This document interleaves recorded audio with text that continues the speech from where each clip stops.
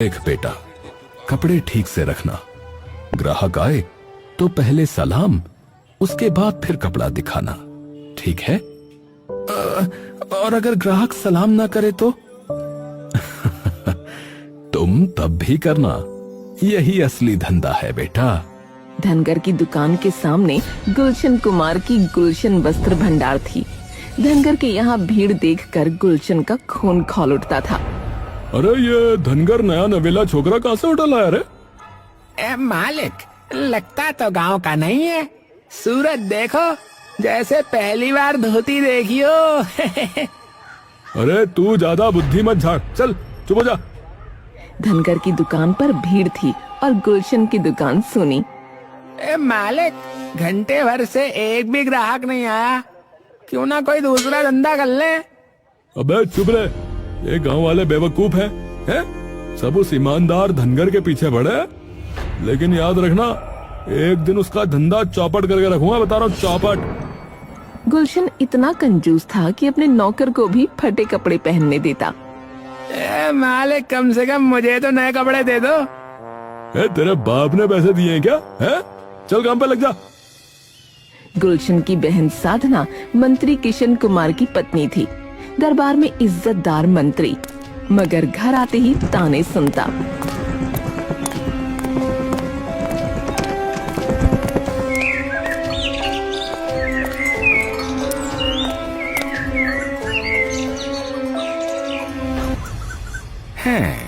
आज फिर दरबार में राजा ने मेरी राय मानी।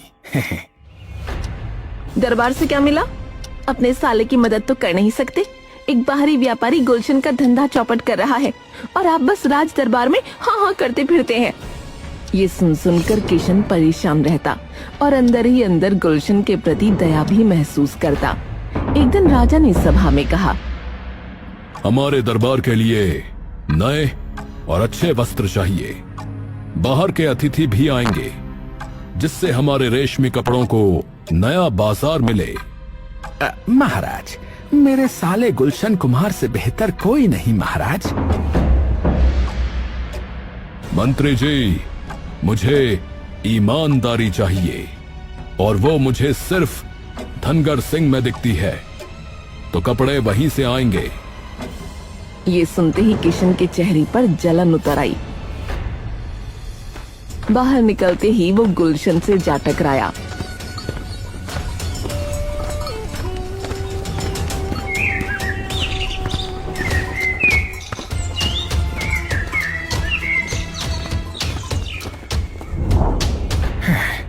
राजा ने तुम्हारे साथ अन्याय किया है, लेकिन चिंता मत करो, हम मिलकर धनगर को सबक सिखाएंगे। हाँ, यही तो मैं चाहता था। अब देखना खेल। गांव की गलियों में चर्चा थी, राजा ने धनगर को चुना है। लोग खुश थे, पर कुछ के दिलों में जलन थी। अरे भाई, अब तो धनगर का नाम जो है दूर दूर तक जाएगा और क्या। और गुलशन, अरे उसका मुंह तो देखने लायक होगा भैया। धनगर रात दिन काम में लगा रहता। मटरू भी पसीना बहाकर उसका साथ दे रहा था।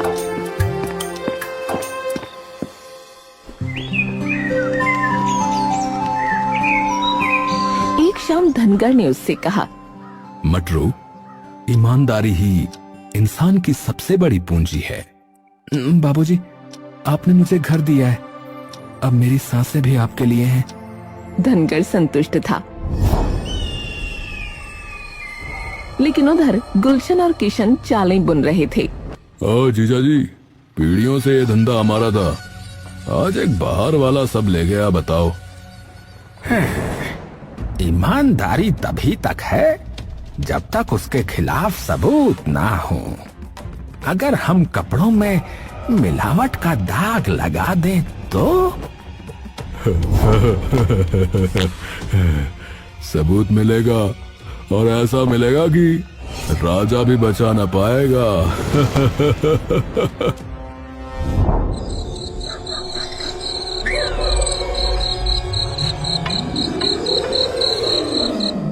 धनगर को कुछ पता न था।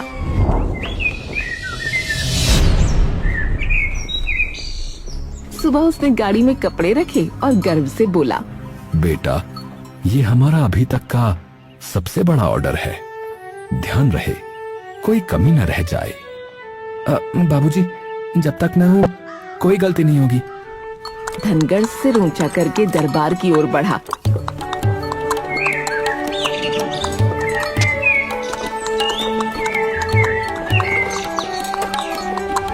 पर परछाइयों में उसके खिलाफ साजिश बुनी जा चुकी थी।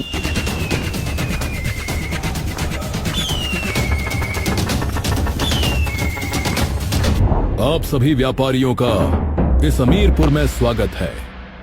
हम हमारे यहाँ के रेशम से बने वस्त्रों को आपके सामने रखना चाहते हैं ताकि हम अपने राज्य के रेशम से बने कपड़ों का व्यापार कर सकें। अब आप स्वयं ही देखिए और बताइए कि कपड़े कैसे हैं। सबको एक एक कर कपड़े दिए गए। सबके सब ने कपड़ों को देखा और उन्हें हाथों से महसूस किया। पहले तो सब कुछ ठीक लगा, लेकिन व्यापारियों में खुसर पुसर शुरू हो गई। ये देख राजा बोला, क्या हुआ? आप सभी इतने चिंतित क्यों दिखाई पड़ते हैं? माफ कीजिएगा महाराज, लेकिन ये कपड़े हमें कुछ ठीक नहीं लग रहे। हाँ महाराज, आपने तो शुद्ध रेशम के वस्त्रों के बारे में कहा था, परंतु ये तो मिलावटी रेशम है। नहीं, ऐसा नहीं हो सकता। ये वस्त्र मैंने अपने राज्य के बेहतरीन कपड़ा व्यापारी धनगर सिंह से सिलवाए हैं और उनकी ईमानदारी पर मुझे पूर्ण विश्वास है। क्षमा कीजिएगा महाराज, हम अनेक वर्षों से कपड़ों का व्यापार करते आए हैं, तो शुद्ध रेशम और मिलावटी रेशम का फर्क हम देखते ही तुरंत पता कर लेते हैं महाराज। बाकी क्षमा कीजिएगा। ये सब सुन मंत्री किशन और गुलशन दोनों ही अंदर खुश हो रहे थे, लेकिन धनगर को कुछ समझ नहीं आ रहा था।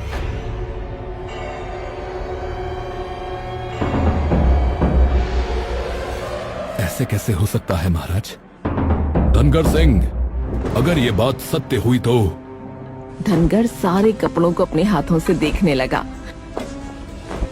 और उसे भी पता चला कि ये मिलावटी रेशम के कपड़े हैं। वो दुखी होकर बोला, महाराज, ये कपड़े मेरे नहीं हैं। धनगर सिंह, ये वस्त्र तुम्हारी दुकान से आए हैं, तुमने सिए हैं और तुम कह रहे हो कि ये वस्त्र वो वस्त्र नहीं है। हाँ महाराज, मैंने तो असली रेशम से कपड़े सिए थे, लेकिन ये पता नहीं कैसे। धनगर सिंह, तुमने मेरा और राज्य का नाम इन व्यापारियों के सामने मिट्टी में मिला दिया। तुम्हें इसका दंड मिलेगा। सिपाहियों, बंदी बना लो इसे। महाराज, मैं क्षमा चाहता हूं, लेकिन मुझे मेरी बेगुनाही साबित करने का एक अवसर तो दीजिए। अब तुम्हें मात्र दंड मिलेगा। कल पूरे राज्य के सम्मुख तुम्हें सजा दी जाएगी, ताकि फिर कोई राजा के सम्मुख बेईमानी करने का साहस न करे। राजा से इतना कहकर वहां से चले गए।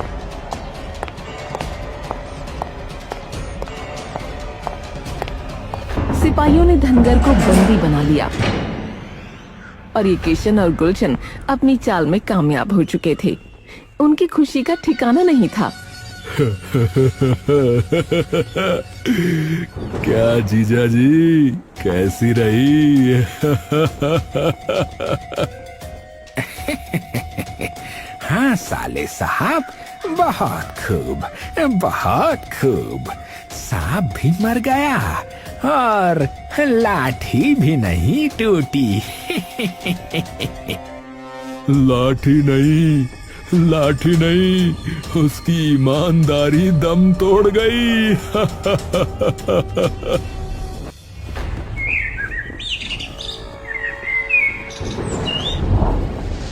अगले दिन बाजार की चौपाल पर धनगर सिंह दोनों हाथों से बंधा हुआ सबके सामने खड़ा था। उस पर कोड़े बरसाए जा रहे थे। धनगर दर्द के मारे चिल्ला रहा था। लोग अफसोस भरी नजरों से देख रहे थे, मगर चुप थे। दूर गुलशन की आंखों में जीत की चमक थी। पर धनगर के चेहरे पर न डर था न गुस्सा, सिर्फ विश्वास था। धनगर ने जोर से आवाज लगाई, महाराज, मुझे अपनी बेगुनाही साबित करने का एक मौका दीजिए। आप न्याय के देवता हैं, कृपया मेरी बात सुने बिना मुझे दोषी ना ठहराएं। धनगर सिंह, तुमने जो कार्य किया है वो क्षमा के लायक नहीं है। आज पूरा राज्य देखेगा कि बेईमानी का अंजाम क्या होता है। तभी एक सिपाही राजा के पास आया।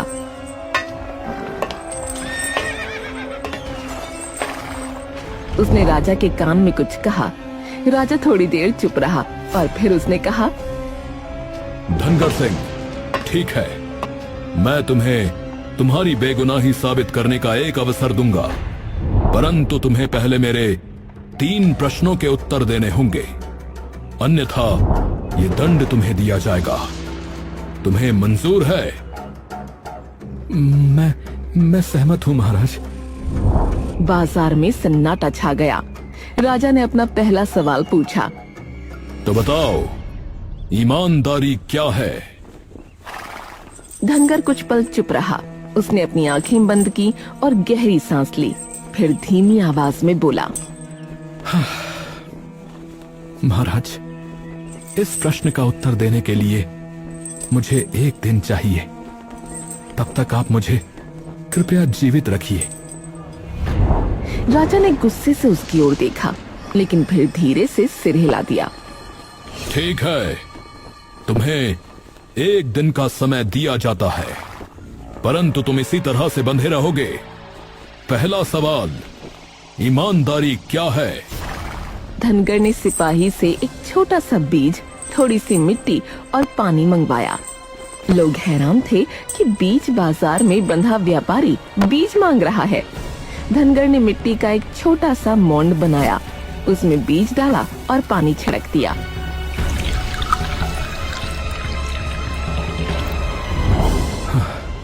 इसे यहीं रख दो, कल सब उत्तर समझ जाएंगे।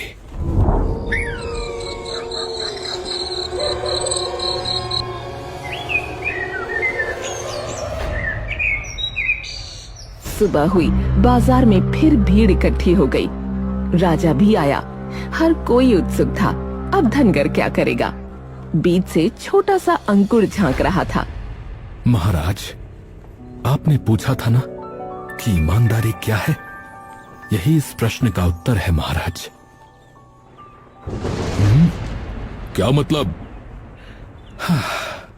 महाराज, ये बीज हमारी आत्मा की तरह है। बाहर से ये छोटा और बेमतलब लगता है, परंतु इसके भीतर जीवन छुपा होता है। ईमानदारी भी वैसी ही है। ये दिखाई नहीं देती, पर जब सही वक्त और सही माहौल मिलता है तो ये अंकुर की तरह बाहर निकल आती है और वट वृक्ष बनकर पूरे जीवन को छाया देती है। ईमानदारी का फल शायद देर से मिले, मगर जब मिलता है तो इंसान को जिंदगी भर सहारा देता है। भीड़ में हलचल हुई, कई आंखें झुक गईं। उत्तम, अति उत्तम, परंतु अभी इम्तिहान बाकी है। दूसरा सवाल, ईमानदारी की दिशा क्या है? धनगर राजा को नदी किनारे ले गया। पानी कल-कल बह रहा था, हवा में शांति थी। महाराज, देखिए, ये नदी एक ही दिशा में नहीं बहती। ये खेतों को सींचती है, गांवों को जीवित रखती है, हर प्यास बुझाती है। ईमानदारी भी वैसी ही है। इसकी कोई एक जगह या एक दिशा नहीं। ये घर में माँ बाप का विश्वास बनती है, व्यापार में भरोसा, दोस्ती में निष्ठा और राज दरबार में न्याय। ईमानदारी अगर किसी एक दिशा तक सीमित हो तो अधूरी है। इसकी सच्ची पहचान यही है। ये हर ओर बहती है, जैसे ये नदी। राजा ने गहरी सांस ली। उसके चेहरे पर संतोष उतर आया। भीड़ भी चुपचाप सुन रही थी। बहुत अच्छे। अब तीसरा प्रश्न, ईमानदारी का असली रूप क्या है?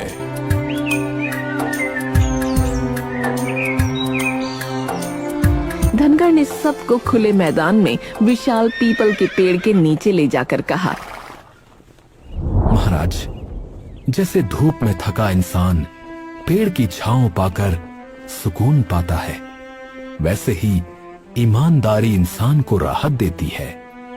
निर्धन हो या धनी, ईमानदार को सदैव इज्जत मिलती है।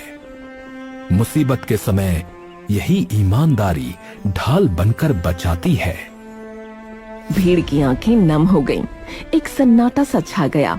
राजा ने उठकर ऊंची आवाज में कहा, धनगर सिंह, तुमने मेरे तीनों प्रश्नों का ऐसा उत्तर दिया है जो न सिर्फ मेरे दिल को बल्कि इस पूरे राज्य की आत्मा को छू गया है।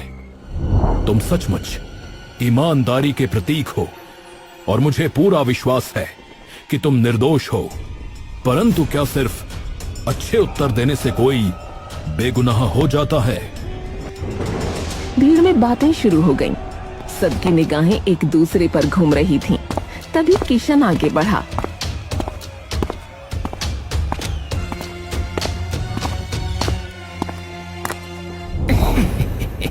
महाराज, यही तो मैं भी कह रहा था महाराज। ये सब चाल है महाराज। ये व्यापारी अत्यंत चतुर किस्म का है। असली गुनाहगार तो यही है महाराज। धनगर ने गहरी सांस ली लेकिन कुछ बोला नहीं। उसकी आंखें राजा पर टिकी रहीं। तभी राजा ने इशारा किया। 2 सिपाही एक कांपते हुए नौजवान को घसीट कर लाए।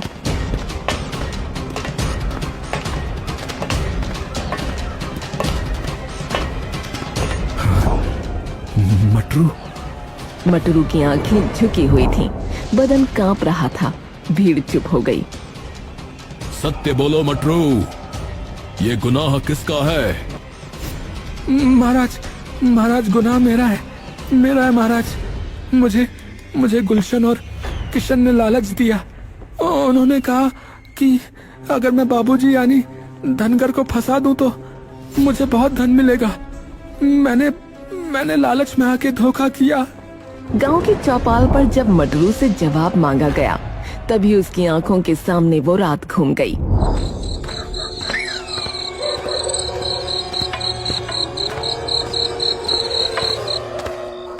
वही रात जब गुलशन और किशन ने उसे एक सुनसान मोड़ पर रोक लिया था।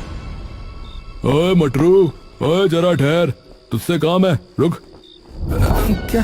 क्या बात है गुलशन भैया, इतनी रात गए? हाय, कितना भोला चेहरा है। अब तुझे इसी भोले चेहरे का प्रयोग हमारे लिए करना है। जी, क्या मतलब? मतलब ये कि धनगर जो कपड़े राजा के लिए बना रहा है ना, उसकी जगह तुझे ये कपड़े हमारे कपड़े रखने हैं, समझा? मटरू ने सब सुनकर कपड़े बदलने से साफ इनकार कर दिया। उसकी आंखों में साफ था कि वो किसी की धौंस में आने वाला नहीं। अच्छा, तो तेरी ये हिम्मत है? पर सुन, अगर तूने हमारी बात नहीं मानी ना, तो एक राज है जो सिर्फ हम जानते हैं। कौन सा राज? अरे वही चोरी वाला। हाँ, हमें सब मालूम है रे। तू चोरी का काम करता था ना, और ये भी कि तू चोरी करने यहाँ पर आया था। है, और अगर तू हमारी बात नहीं माना तो सुबह सुबह धनगर सिंह के कान में सब बात डाल देंगे। फिर सोच कि तेरा क्या होगा रे मटरू। ये सुनते ही मटरू का चेहरा सफेद पड़ गया। उसका दिल जोर जोर से धड़कने लगा। भैया, भैया ये बात अगर अगर मालिक को पता चली तो मेरी रोजी रोटी ही चली जाएगी। हाँ हाँ सही कहा तूने। तो कर लेना जैसा हम कहते हैं, हम मदद करेंगे तेरी, और तेरा राज राज ही रहेगा। अरे चल मान भी जा, हैं? कपड़े बदलना तेरे ही भले में है समझा, वरना तेरा अतीत तुझे बर्बाद कर देगा है। मजबूरी में मटरू झुक गया। उसकी आंखों में आंसू थे, लेकिन उसने सिर हिलाकर हामी भर दी। उसी रात से वो गुलशन और किशन के जाल में फंस गया और उसने गाड़ी में अच्छे वाले कपड़े की जगह गुलशन और किशन के दिए हुए मिलावटी रेशम के कपड़े रख दिए। भीड़ से हूटिंग और शोर उठने लगा। अरे शर्म करो भैया, धिक्कार है।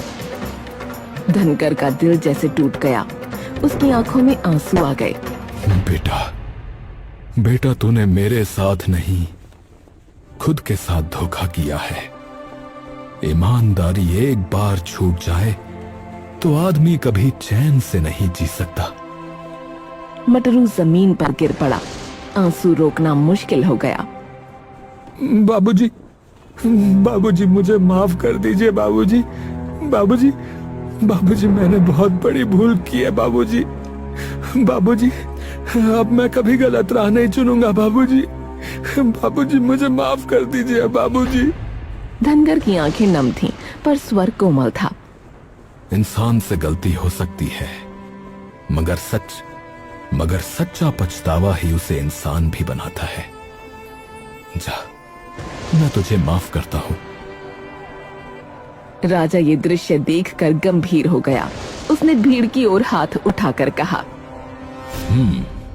असली दोषी ये दोनों व्यापारी किशन और गुलशन हैं। इन्होंने ही इस मासूम को भटकाया। इनके सारे व्यापार जब्त किए जाएं और इन्हें कारागार भेजा जाए। सिपाहियों ने किशन और गुलशन को पकड़ लिया। दोनों के चेहरे पीले पड़ चुके थे। महाराज, महाराज, महाराज ये अन्याय है, महाराज, महाराज ये अन्याय है। हमें छोड़ दीजिए महाराज, हमने कुछ नहीं किया महाराज। महाराज माफी, महाराज, महाराज क्षमा कर दीजिए महाराज, माफी। जिसने गांव की ईमानदारी को बेचने का प्रयास किया उसके लिए कोई क्षमा नहीं। भीड़ जोरदार नारों से गूंज उठी। यह सही न्याय हुआ। महाराज की जय हो, महाराज की जय हो, महाराज की जय हो। राजा ने धनगर की ओर देखा, चेहरे पर संतोष था। धनगर सिंह, तुम सचमुच ईमानदारी के प्रतीक हो। आज से अमीरपुर तुम्हें अपना सबसे सच्चा व्यापारी मानता है। धनगर ने सिर झुका लिया। उसकी आंखों से आंसू ढलक पड़े, लेकिन दिल में एक सुकून था।